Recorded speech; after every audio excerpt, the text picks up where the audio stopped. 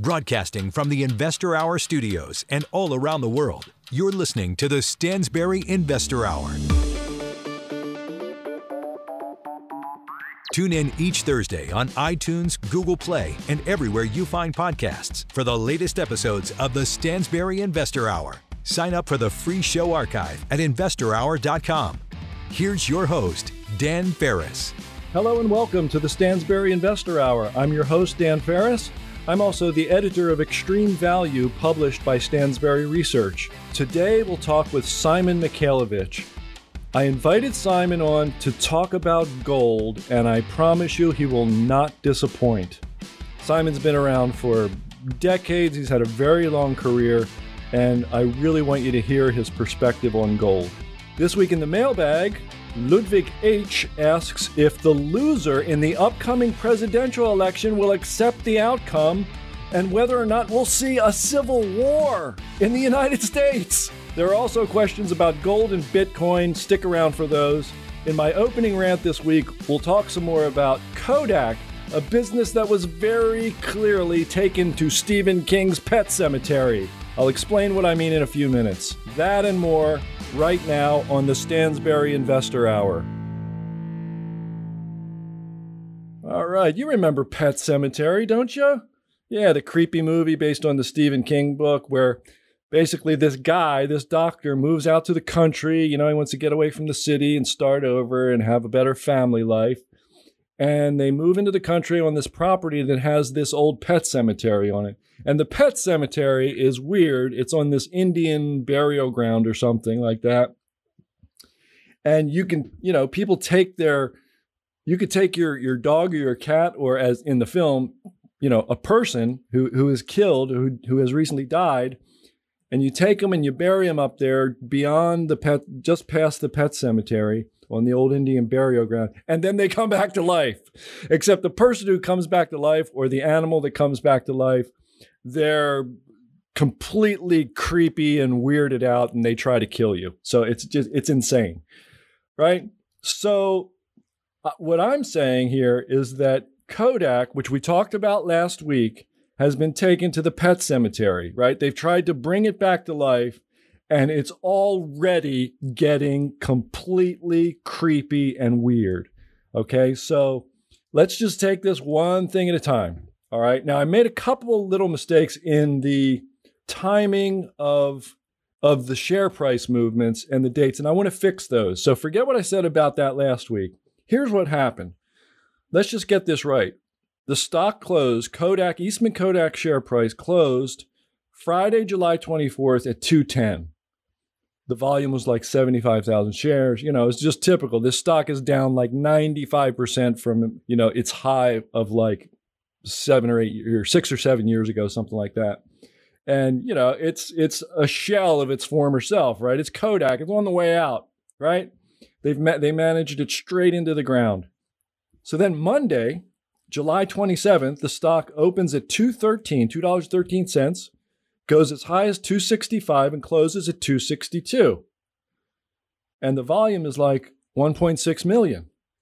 It's like 20 some times Friday's volume, and the share price is up like, just call it 25%. So, all right, okay. Hey, it's a bull market.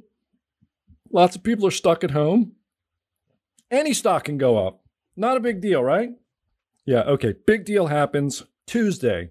On Tuesday, there's a big announcement, and the company is getting a big $765 million loan that we'll talk about in a second.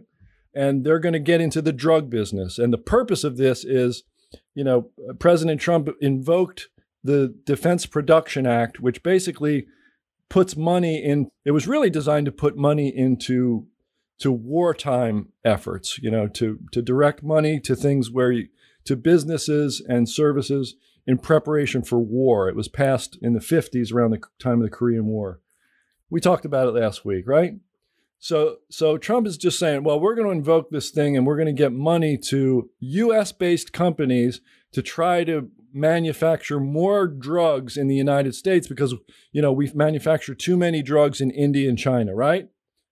Well, Kodak's a U.S. technology company, and They've worked with chemicals before, so let's give them almost $800 million to get them into the drug business, right? So the stock goes up on that announcement is made on Tuesday, July the 28th, and the stock opens. It closed at $2.62 the previous day. It opens at $9.63 and gets as high as $11.80, closes at $7.94. So just call it $8 on volume of 285 million shares now, right? We were at 75,000 on Friday, 1.6 million on Monday, and Tuesday it's 285 million volume. Then the next day, the thing goes to $60, as high as $60 and closes at 33. Volume's 276 million. So this thing goes from, it closes at 210 on Friday and it's as high as 60 on Wednesday because of this announcement. And we talked about this last week. It's truly insane. So why do I say that this thing has been taken to the pet cemetery? Well, when you take things to the pet cemetery, they come back to life, but they come back in a corrupted form. So there's a lot here. There's a great article at Substack by a guy who, as far as I can tell, his name is Mike. I don't see his last name, but his column at Substack is called Non-GAAP Thoughts. Non-GAAP, like GAAP accounting, GAAP, non-GAAP thoughts. And he's got a whole bunch of stuff in there, right? But for my money, he covers all kinds of option grant activity and restricted stock unit grants in Kodak starting in January of this year and then again in May. And he says, this is a little funny, right? But for me, once I find out what I'm about to tell you, I don't really need to know anything else to know that something seriously weird is going on here. And before I tell you that, let me just tell you that the Wall Street Journal came out with an article on Friday, July the 31st, 2 days after the announcement, 2 days after the stock hit $60. The article's headline is, Kodak stock surge turns insider options into potential windfall. Executive Chairman Jim Continenza stands to make more than $95 million from stock options granted as recently as, this is it, folks, Monday. Do you need to know anything else? I went to rochesterfirst.com. And Kodak is based in Rochester. So, it's always in the Rochester news, right? When something happens at Kodak. And they interviewed Jim Continenza, executive chairman of Kodak. And he said, we've been working on this thing every day for 2 months. So it wasn't like the government showed up at the last minute and said, hey, let's make an announcement today that you're signing for a $765 million loan. No, they talked about it for 2 months, right? And, 2 months before, they had their annual meeting in May. And they did a bunch of option grants then, which is typical. They could fall back on saying, okay, well, we always do that. People always do this. So, there's nothing unusual. But as Mike in his Substack article points out, there's still some suspicious stuff about that, even though they could say it was normal. He points out, the strike prices on these options are just really wildly bullish. With the stock in the 2s and 3s per share, the strike price goes as high as $12. Why would you do that? That's unusual.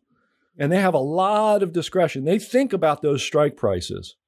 He didn't post the exact strike price, but he said it was similar to this, and he cited some stuff. But the point is, when you grant somebody options on a Monday and then make this huge announcement on a Tuesday that sends the stock to $60 on a Wednesday, you tell me. They knew, and they gave themselves a bunch of options so they could cash in on it. Period, right? Period. And is this good for shareholders? I don't know. You tell me. This thing was as high as $60. As I speak to you, it is below 15. So you tell me about all the people who got in between 15 and 60, how they feel about finding out that the executive chairman stood to make more than $95 million from stock options granted the day before the announcement. Now, there is a Wall Street Journal article from earlier this week that says, Guess what? The Securities and Exchange Commission is investigating the circumstances around the announcement of this loan. And, the article goes through the whole bit about how the stock went as high as $60 and, there were some weird option grants, et cetera, et cetera, et cetera. Are we shocked? I mean, to tell you the truth, I'm a little surprised the SEC got on this as quickly as they did, given their track record, right? But they're on it, and they should be on it. Because, it's when you hold material information like that hasn't been announced, you're not supposed to do this kind of stuff. So we'll see. We'll see how this turns out. But I think it's very clear that basically you could look at this $765 million loan as at least partially a redistribution of taxpayer money into the pockets of Eastman Kodak executives. At this point, I have to look at it that way, right? Convince me otherwise. Write in, convince me otherwise. And in general, there was a great article about Jim Chanos, an interview with Jim Chanos, very famous short seller, in the Financial Times. It was a couple weeks ago, dated July 24th. And he says, we are in the golden age of fraud. And this doesn't just come from anybody. It's not, he's not just any short seller. He's been around a long time. He actually teaches a course on the history of financial fraud at Yale University. And the syllabus for the course goes back to the 17th century. And he says we are in the golden age of fraud today. So I think he knows whereof he speaks when he says that. And he said in the Financial Times, he said, the current environment is, quote, a really fertile field for people to play fast and loose with the truth and for corporate wrongdoers to get away with it for a long time. And then he went through a list of the reasons why that's true. And it's like 10-year bull market driven by central bank intervention, level of retail participation in the markets reminiscent of the end of the dot-com boom. We've talked about that.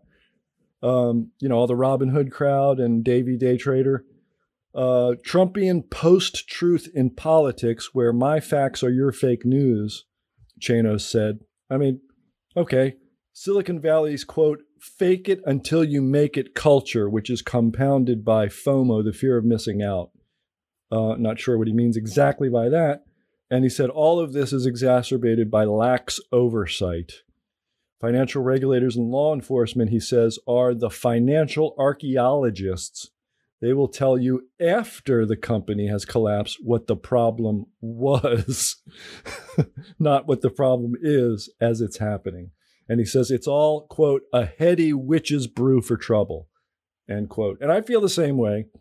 I've been telling you about signs of the top. I'm going to tell you about signs of the top as long as I see them. Look, and I've said a million times, I don't know when the top is. I'm not predicting the top. I'm not calling the top.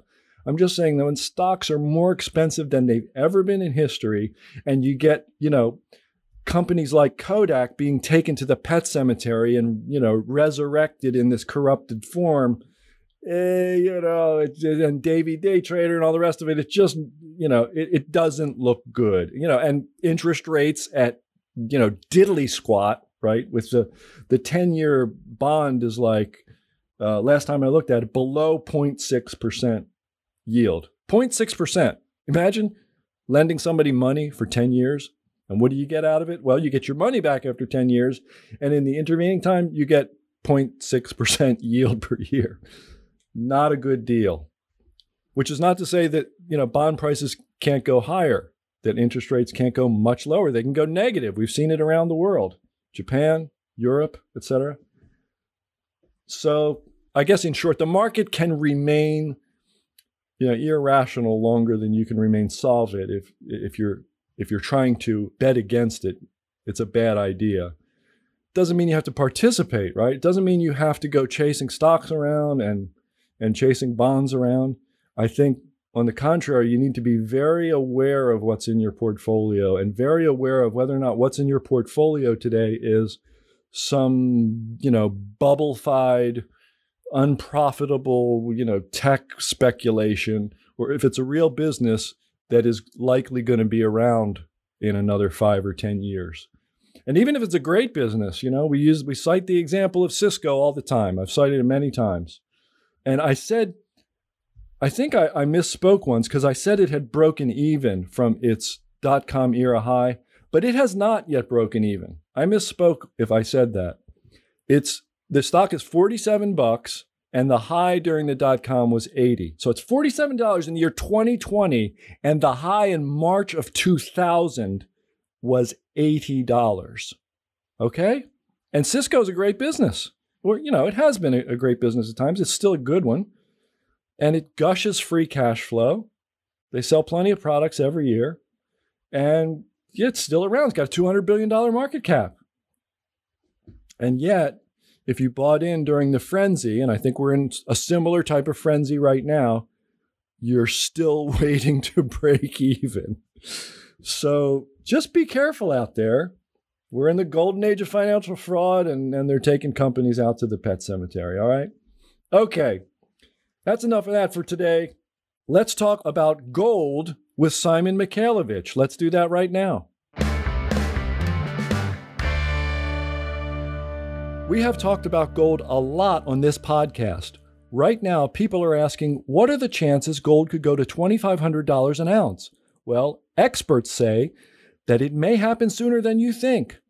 With rock bottom interest rates driving the price of gold to all-time highs, our top commodities expert, Bill Shaw, has a new prediction. He says he has found what he calls the single best gold business on the planet. Bill thinks this stock has the most upside potential of any gold company with an incredibly attractive ultra-low risk profile. Check out the video Bill made explaining why he thinks this is the best moment in decades to get into gold. He also shares his number one pick for 2020. You won't want to miss this. Go to www.investorhourgold.com. Again, that's www.investorhourgold.com. Today's guest is Simon Mikhailovich. Simon Mikhailovich is a founder of the Bullion Reserve, a full-service gold solution for accredited investors. Mr. Mikhailovich is an entrepreneur and contrarian investor with 35 years of investment experience. Old guys rule. In 1998, he co-founded a structured credit hedge fund firm that predicted and profited from the financial crises of 2000 and 2008. Since 2014, his firm has been focused on physical gold as a way to protect savings from the inevitable systemic crisis. Simon Mikhailovich, welcome to the program. Thank you for having me. And I hope you don't mind that I said old guys rule. I'm pushing 60 myself, and I feel like having gray hair is an advantage, especially at this moment in time. Well, I agree, because we are in a sort of historic time, and if we know anything from history, it's that people don't learn from history. So I guess the older one gets, the more experience one gets, the more sense of history one gets. And so there are just, not all the time, but there are times when the further back, to paraphrase Churchill, the further back you look, the farther forward you can see. So I think we're in one of those times. So yes, helps to have some experience. And you have quite a bit of it. We chatted just a bit before we started recording, and I said that to me, like, you're one of my favorite gold guys. But then you said what? I'd like you to say that again, because I think it's really important. Well, what I said was, it's not about gold. Gold is a solution to a problem. So the question is, what is the problem? So people who don't see the problem are not looking for solutions. I've been an financial investor for the first, basically, out of 35 years, the first 20-some years.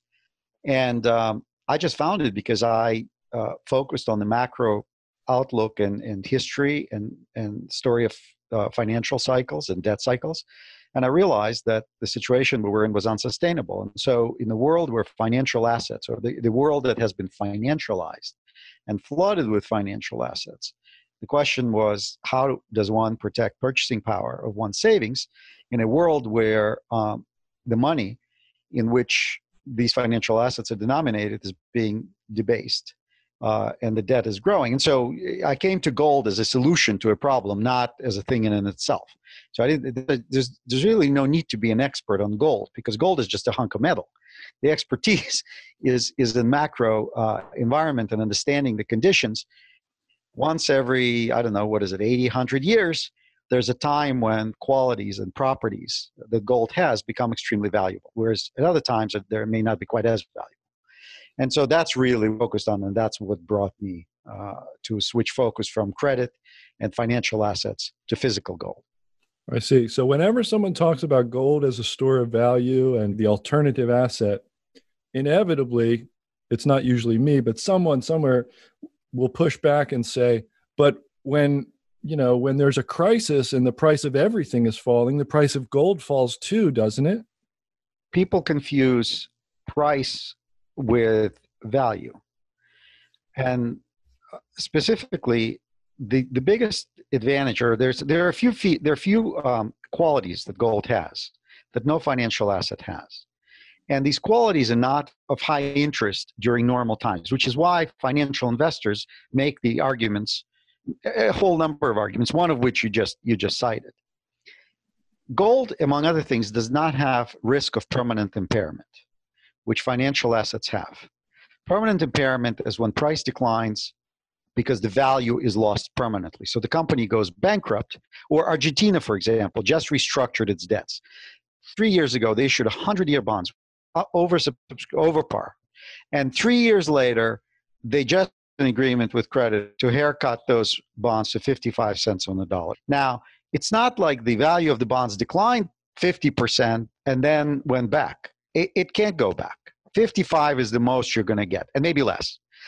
So what gold does not have, the financial assets have. What I just gave you is an example of permanent impairment, irretrievable loss of value. Gold is a currency, if you will, whose exchange rate fluctuates, but it never becomes worthless, or it never becomes worth less.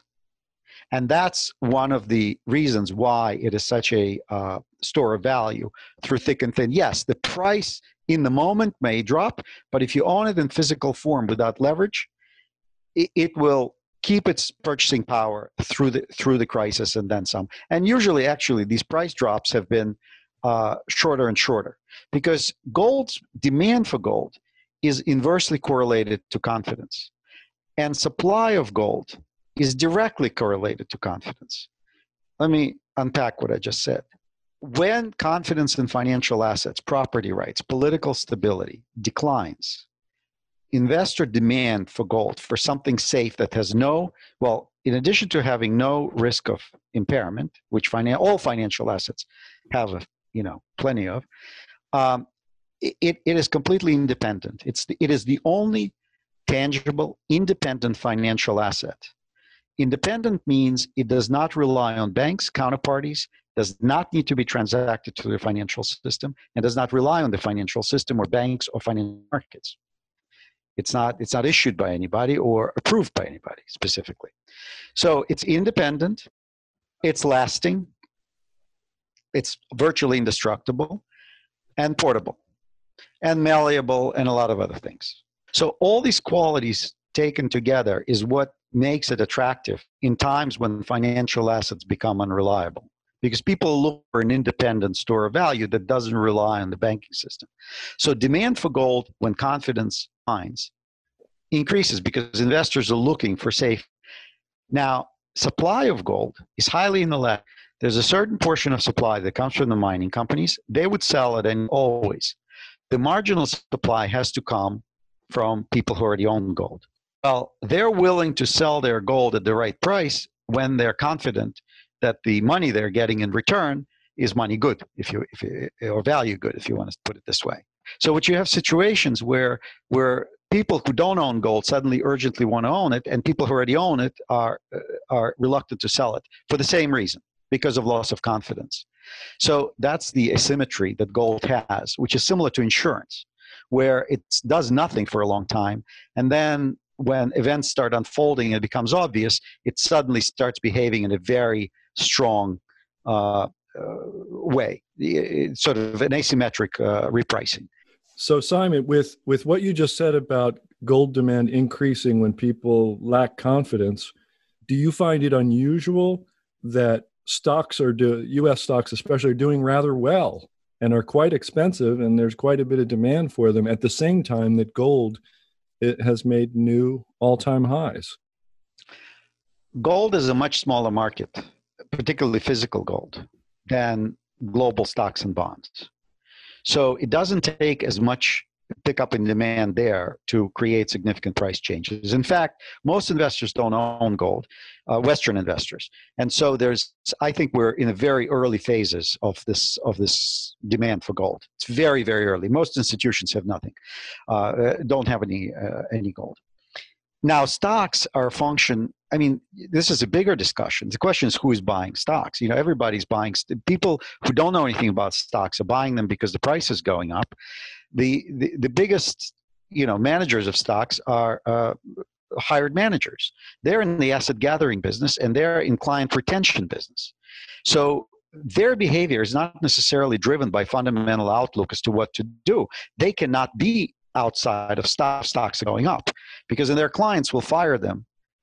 In other words, the wealth preservation over a long time of their clients is less important to them than job preservation in the short term, which I'm not passing judgment. It's the wrong incentives beget wrong behaviors. I mean, that's really what it is. There's a mismatch of incentives between fiduciaries and their clients. And so what we're seeing is everybody piling into stocks because they're going up. That doesn't mean that that's a good idea, but if they underperform the funds, managers of the funds, they'll lose their job today. So right. Why worry about what happens tomorrow? I mean, I'm sorry but that's the reality as I see it. Right. So given what you just said about, gold being a much smaller market, how important, I would assume then that the institutional bid is somewhat less important. And we've seen recently the chief investment officer of Goldman Sachs Private Wealth says there's no place for gold in client portfolios. And, as you just indicated, no everybody thinks that, in the big institutions. How important is it for those people to change their mind for gold to pick up a really good bid and move higher?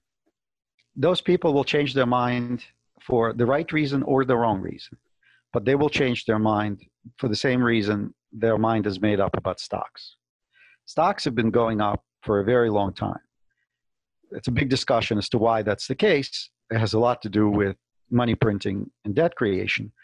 But the go-to place to get returns and compensation has been to overweight stock, to have healthy exposure to stocks. Gold has not behaved very well from 2011 to 2015, and the sort of stealth bull market, if you will, hasn't really started picking up till about 12 months ago. So higher prices, in a way, beget higher demand for the same reason as with stocks. And I'm not saying it's the right thing to do, but that's just the reality. As institutions watch gold price going up, their clients start asking, so why am I not involved? Why am I underperforming? Because you're not in gold, but some other managers are, and it just forces people into that. That's the wrong way why they're doing it. The more right way why they're doing it is hopefully people's eyes are going to start opening on the debasement, the horrible, massive debasement that's being perpetrated on the money and on the capital. Now, I know that people talk about there's no inflation, but they're talking about consumer goods, which, by the way, one of the reasons there's no inflation is because we're in a credit bubble, and capacity across all consumer goods has been massively overextended beyond demand. And demand was being subsidized with debt, just like supply is being subsidized with debt. But look at financial assets. Look at the capital dollars instead of consumer spending dollars. If to retire, you needed, if somebody could retire with $1 million, 10, 12 years ago and risk-free derive $50,000 pension from that portfolio, what does it take today? $5 million? Because when if a washing machine doubles and people say, oh, there's inflation.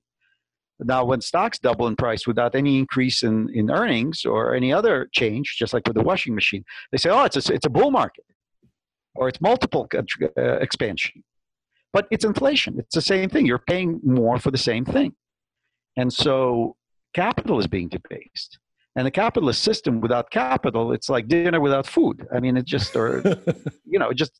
I think this is a massive problem. And as that problem continues to test itself, which it has already started, the amount of stimulus the government has had to inject in the last few months, that will continue probably for as long as it's possible to continue.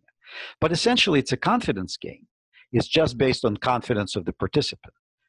It's a Ponzi scheme, but more polite name is a confidence game. Every confidence game ever undertaken has ended with a loss of confidence. And that's where lack of confidence for gold and demand for alternative stores of value to financial assets and monetary instruments. That's where I think we're heading. It's not even a prediction, an observation based on what's already happening.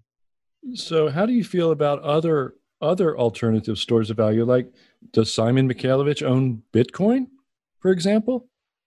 I have a very small position in that. I don't think that Bitcoin is. This is not an opinion on the Bitcoin or the technology behind it.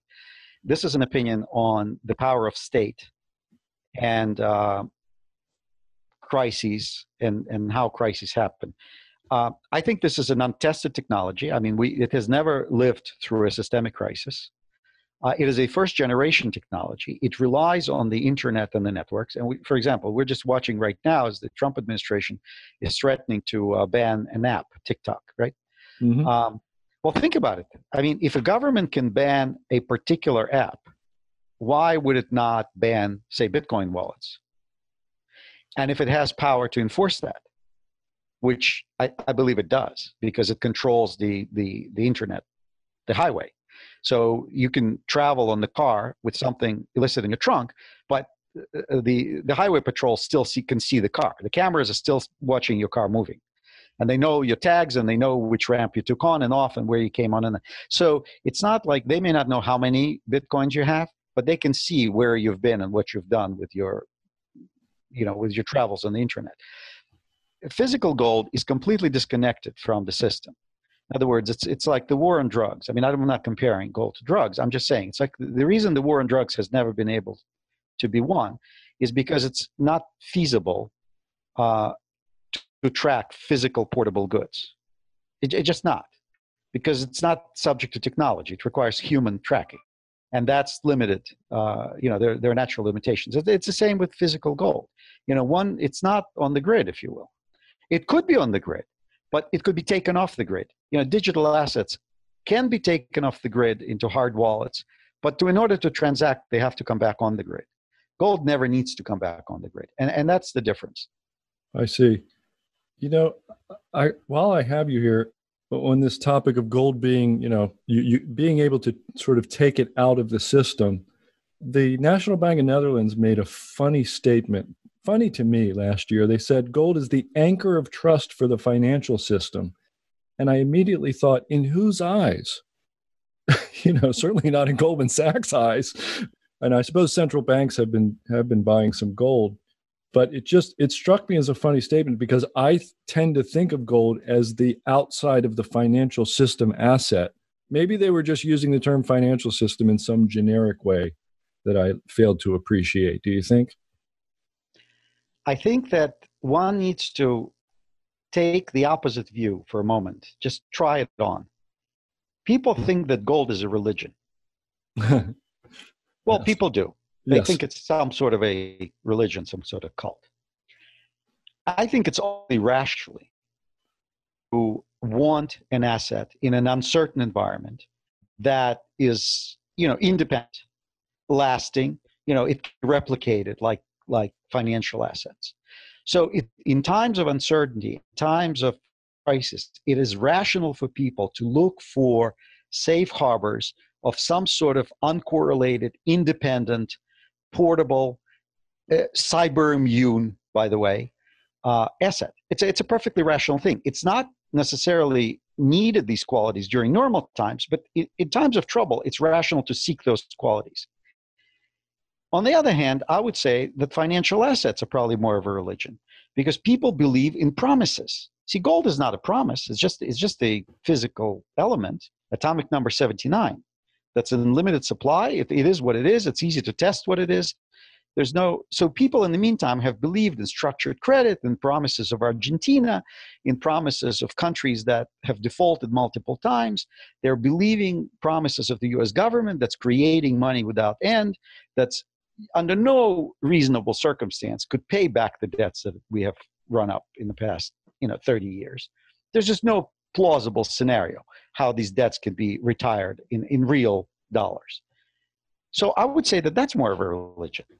So when circumstances are such that there's incontrovertible proof that their beliefs have been faulty, then they will turn to rational thought. And in a rational thought, in a rational world, which is the opposite of the way it's perceived right now, actually things like gold, tangible stores of value, are much more sensible than somebody's promise. It's like, Lehman Brothers was infallible until it failed. And the important thing about gold is that you do not buy insurance against collapse of the insurance industry from an insurance company. In other words, trying to protect against some sort of debacle in the financial assets, the values of currencies, by using other financial instruments is a non sequitur. Nobody would think to plug their backup generator into the wall socket. This is a basic human knowledge. But when it comes to financial system and financial instruments, the reason I think it is more of a religion is because people lose sight of the fact that it's fallible. And if it's infallible, we can hedge against everything going, to hell in a handbasket from another bank will probably also go to hell in a handbasket, right along with everything else. It's like buying protection from Lehman Brothers on some bonds. Didn't pay out, So you lost for winning. So that's where people are going to realize that A is independent. You need independent store of value in a world that's highly correlated, which is financial assets. They're very highly correlated. And that's when I think there will be a reassessment of values, and the statement that you just quoted from the Dutch central bank will appear to be a self-evident truth, which, by the way, for the previous 3,000 years, it has been held as self-evident truth. Fiat money is only since 1971. The world has never been on an unredeemable currency standard ever. So this is an experiment, which I believe is coming to an end. When you say coming to an end, do you think, do you even care to speculate about timeframes and what that looks like, or do you not need to because you own gold and what happens will happen? How do you feel about that? I feel just like you said. What happens would happen. I mean, there's no way to see the future. All we have are the facts, and we have history. So there are many historical precedents of situations similar to ours, although not as large in scope as ours. It's sort of like nuclear weapons. I mean, technology has created ability to create financial leverage at a level and money creation at a level never before attempted. So we don't know how this it's like falling off a third floor versus off a 20th floor. I mean, it just, it's different. So we just don't know. But what we do know is that, physical things don't go away. I mean, gold is sort of like common language. It's something that's it's one of the biggest brands in the world. It's as big a brand in the world as any. I mean, there's not a person in the world who doesn't know what it is. 50% of gold is in jewelry, so everybody pretty much owns jewelry, and they know that it's valuable. It's probably on par with the U.S. dollar. So if the U.S. dollar has a problem, that's probably the go-to barter item. So no, I don't need to call the time. No, we haven't this happen in the West in our lifetimes, but it has happened many times. And so if we take history of what happened, no fiat currency has ever survived more than a certain period of time. And gold is still here after thousands of times. So fiat currencies and excessive debts have basically 100% track record of eventually failing and having to be restructured and reorganized. And gold has a 3,000-year track record of never failing, particularly not in financial crisis. So we just take it as it goes. And when you're in physical gold, there's no leverage. I mean, the carrying costs are very low, especially compared to negative, real rates. And so to me, it makes a lot of sense. Makes a lot of sense to me too. And I thought you were going to answer that way, but I asked the question because there are lots of retail investors among our listeners, and I'm afraid too often that they want to engage in predictive strategies. They want to forecast and predict and optimize toward that prediction, and I think that's a big mistake.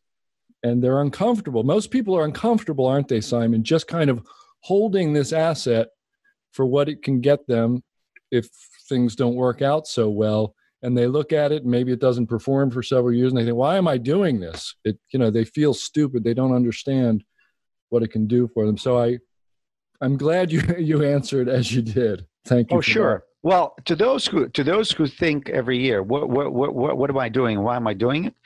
Let me recast that situation in a different way. Does anybody sit down with their spouse at the end of the year and says, "Honey, we just blew, $900 on car insurance, $1,200 on home insurance. The home didn't burn down. The cars didn't get totaled. Why do we have these insurances? Let's just cancel it. Let's just take the $2,000 and go on vacation." Does anybody do that? No. No, they don't. No. So people insure their cars, people insure their furniture, but their savings, which are irreplaceable, lifetime savings. You can't replace that. I mean, maybe if you're 30 years old, you can replace it. But if you're a baby boomer and you lose your nest egg on which you were going to retire, you have no runway left to replace it. And that they don't think to insure. And that's a function of recency bias, basically, because the past 35, 40 years, we've been in this inflationary bubble, if you will. In 1971, we went off the gold standard. And if you look at all the charts with debt and leverage, they all start in the early 80s and they go just no way but up. And now we're on we're traveling parabolically up. I mean, the amount of money and the amount of debt that's being created is just straight to the moon. Again, there's plenty of historic precedents for this type of a situation, but all these trends break in a bust. And so it's just a matter of time and a matter of how, that we don't know, but that there will have to be a reorganization of all this. There's no question about that. The tangible, valuable assets will gain purchasing power relative to financial claims. On average, financial claims will lose purchasing power and money and bonds versus lasting tangible assets, gold being one of them. That would be, and I don't know what does that mean in price. So people say $50,000 gold. Well, what difference does it make if it's $50,000 if bananas are $10,000 a piece? You know what I'm saying? Yeah. I mean, what is the value of? You're trying to measure it in some value of a unit that's being created without any limitation. So what is the value of that unit? Well, normally we know what the value is because we can take $5, we can go to the supermarket, we know what that buys. But if suddenly that changes dramatically, then what? So I don't measure gold price in dollars. I measure gold price in terms of purchasing power. And in terms of purchasing power, I think gold has a very long way to go from where it is today. So I think we're in the very early phases of this move because the institutional money is not here yet. The retail money at large is not here yet. By the time everybody is in, that's when we're going to see the end of this trend. Early innings. I see. I believe so, yes. Yeah. So, Simon, we're just about at the end of our time. If you could only leave our listeners with one thought today, what would that be? Think for yourself. Think about your responsibilities to those people who have entrusted your children, your spouses, for whom you're managing your savings and whose life will depend on this. And be thoughtful and heed the lessons of history. You know, the time to prepare is when nobody thinks it's necessary. By the time it becomes obvious to everybody that it's too late. So it's like buying insurance. You can't buy it the day before the disaster. You have to buy it when the disaster is not apparent. And so whether it's gold or whether people make other arrangements, just complacency is cancer, is a form of cancer. So if one thought is, what's the time to think for yourself and make contingency plans for the reorganization that's coming? Excellent. Thank you for that. That's a great message. I hope everybody listens well and heeds it. So I hope that we will. This is fun. I love talking about gold. I like talking about it with you, especially. Maybe who knows? A year from now, if gold is 3,000 or 4,000, we'll have you back on and see how you feel then. Sure. Happy to chat. Thank you, Dan. Take care. Bye-bye. Well, that was fun. I hope you do heed that final message, because I think Simon is right on with that. You have to you have to see around corners. It's like we talk about Howard Marks all the time and having an imagination. You have to see around corners, have an imagination, take a look at what's going on in the world and say, something, if gold doesn't do anything for 10 years, I still need to own it. It's great advice. And I hope you'll check out his website too, bullionreserve.com. Their business is for accredited investors only, but there's still some pretty cool stuff there. And I encourage you to look at it. I was looking there this morning and yesterday. There's lots of good stuff. All right, let's check out the mailbag.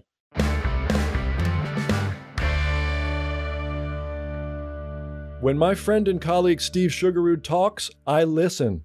Steve predicted the rise of gold in 2003, the top of the dot-com bubble in 2000, and he even called the bottom of the Great Recession in 2009. Steve is once again pounding the table on a new prediction. He believes that a mania will hit the U.S. stock market and take most investors by surprise. He said that thousands, if not millions of dollars will change hands as a result of the anomalies he found in the market. If you want to find out how you can profit from Steve's prediction, he has laid everything out in a video that just went viral. Go to www.investorhourtruewealth.com to watch the video and find out how you can profit in this roller coaster of a market.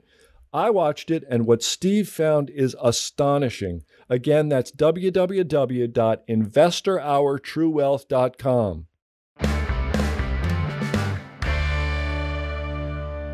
In the mailbag each week, you and I have an honest conversation about investing or whatever is on your mind. Just send your questions, comments, and politely worded criticisms to feedback@investorhour.com. I read every word of every email you send me, and I respond to as many as possible. And by the way, somebody wrote in and said I respond to them all, and I changed the way. I've always said that I respond to as many. I've never said I respond to them all, ever. And I will tell you, I'm going to have to start qualifying this because some of them are too long. And I do read every word of every email you send me, but I'm starting to feel like some of them are so long that I'm going to kind of cut off reading every word of every email. So please, not too long, right? Couple of paragraphs. That way everybody gets read and, we're able to cull the best of the emails for this mailbag segment. The other thing I won't do is address something that's like the dumbest thing I ever heard in my life, which I keep getting that from a couple of people each week. So if you're going to be crazy in the email and just say crazy, crazy things, I can't address them because they're just too stupid and crazy. You know who you are. You know who I'm talking to. Okay. Having said that, our first email is from Aussie Stu. And Aussie Stu, I won't read your whole thing. He says, "Good day, Dan. I am a lifetime subscriber to Stansberry and have listened to every one of your podcasts. I love the show. I'm writing into vent. I feel extremely frustrated. I had a solid portfolio at the start of the year. And when COVID-19 rocked the markets, I sold many of my holdings, not in panic, but with the idea of buying later at cheaper prices.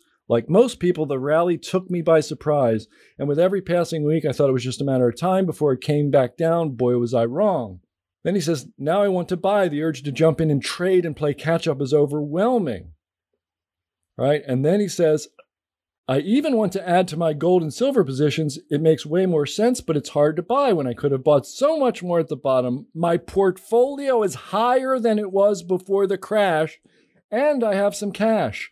I'm in a great position, really, but I feel awful. I feel I have missed a once-in-a-decade opportunity. Dan, I know what I'm supposed to do, yet I seem to struggle to follow through. Any tips? Thanks heap, Aussie Stu." Stu, I hope you just listened to what I just read as if it were written by somebody else, because I can't give you individual advice. But I'm going to read what I think is the important sentence just one more time, where you say, my portfolio is higher than it was before the crash, and I have some cash. I'm in a great position, really. Okay? All right, Stu? That's all I can do for you. I hope that helps you. You sound like you're doing great to me. All right, Ben B is next. Ben B says, I'm a 21-year-old university student from Melbourne, Australia. I have only recently begun investing since the end of last year and found your podcast to be very helpful, especially during these uncertain times. You said, I was wondering if you could please explain how to properly invest in Bitcoin. To invest, would I just have to buy Bitcoin from websites such as Coinbase?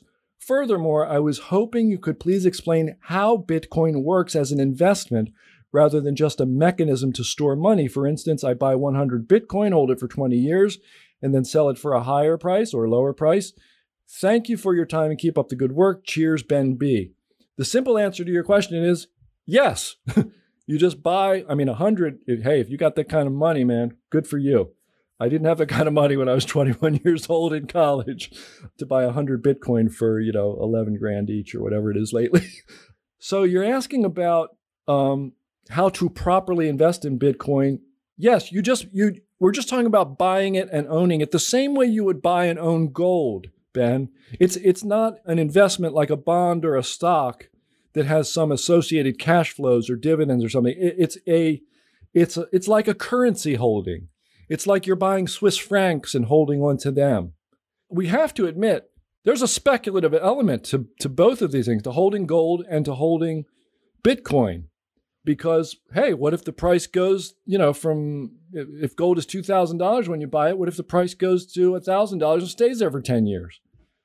What I would say to you is that it's insurance. It's just like we talked about with Simon Mikhailovich on the program today. It's insurance. You don't buy it because you think it's going to go up every year or go up a whole lot.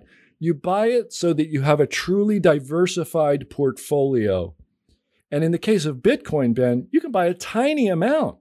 You could buy like $50 worth of Bitcoin, $100 worth of Bitcoin, and just keep it and forget you own it. And if what I think there's potential for it to be like 100 or multi-hundred bagger. I'm not saying I know it's going to do that. I don't know anything of the kind, do I, Ben? I don't know the future. I just think it's good to own a little bit of it because there's huge upside potential. And you can limit the downside potential by limiting the amount that you own, okay? So it's not technically an investment. It's like an insurance policy or a currency holding, okay? It's a great question, though. I'm glad you sent it in. Thank you. Next is Tabish R. Tabish says, hi, Dan. Great show. Every week I look forward to your show. Great work, man. Hope you carry on doing what you do for a long time. I have a straightforward question. As gold is nearing all-time highs, do you believe it is still the right time to buy the gold? Or is it best to wait for another downturn in gold price and buy it cheaper? I understand it may not happen in the next 3 or 4 years, but as I am a long-time investor, that may not be an issue. Look forward to your response. Regards, Tabish R. Tabish, same answer. Yes, I do think it's still time to buy gold. And I do think you can buy gold for $2,000 an ounce and hang on to it for 5 or 10 years. And you will be, how does one say? You will be well insured, right? It will do the job for you at $2,000 an ounce. Now, like I said, I don't know that it will be above $2,000 an ounce in 5 or 10 years. Personally, I suspect that it will.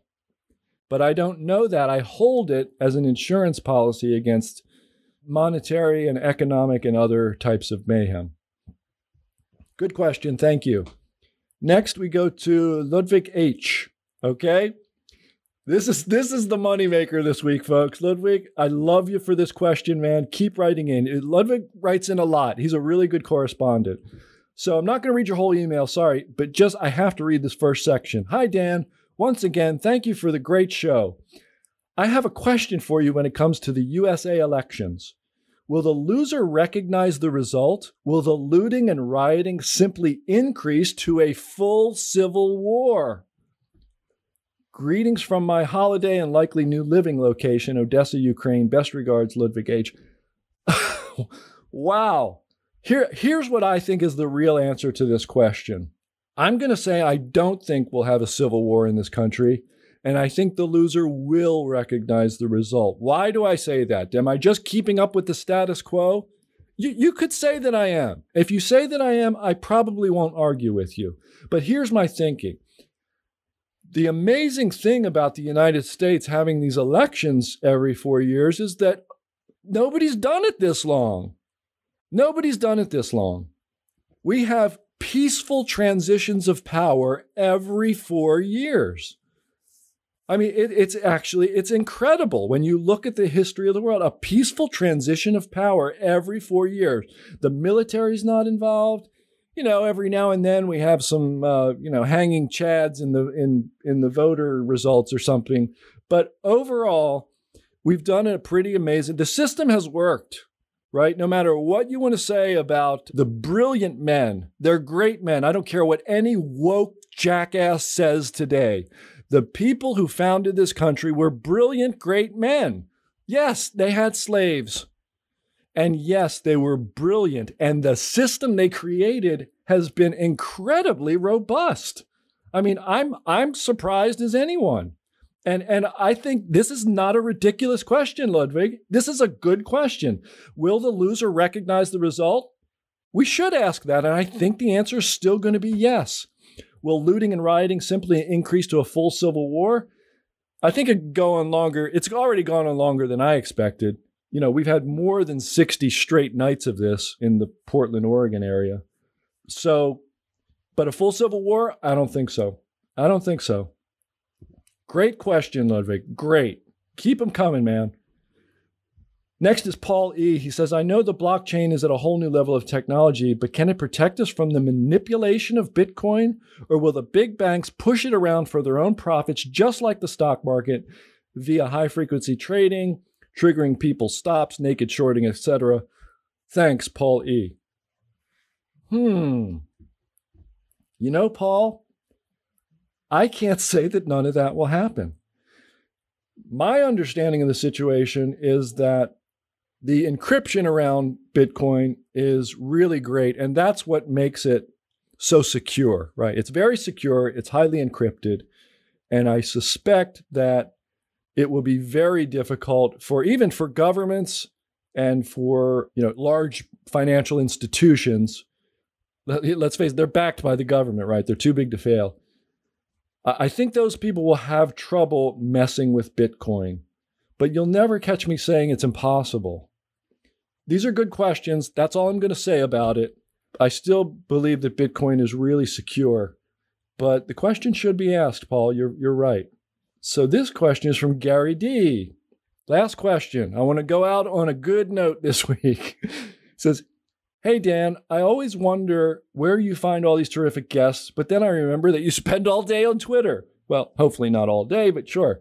Amity Schlaze was amazing. What a well of knowledge. I could have listened to her for hours.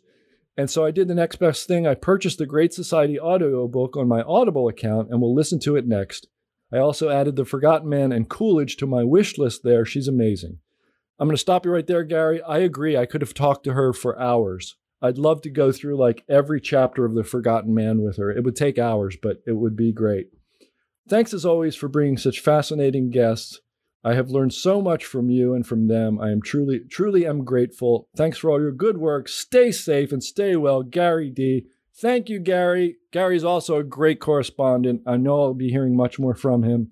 And that's another episode of the Stansberry Investor Hour. I hope you enjoyed it as much as I did.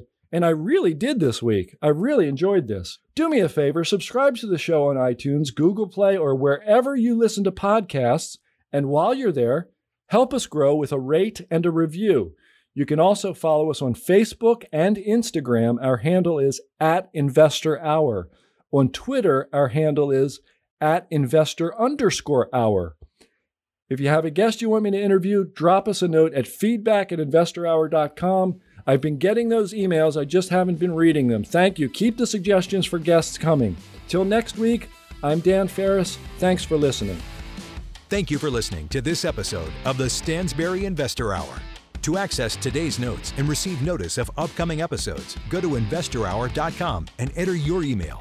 Have a question for Dan? Send him an email, feedback@investorhour.com.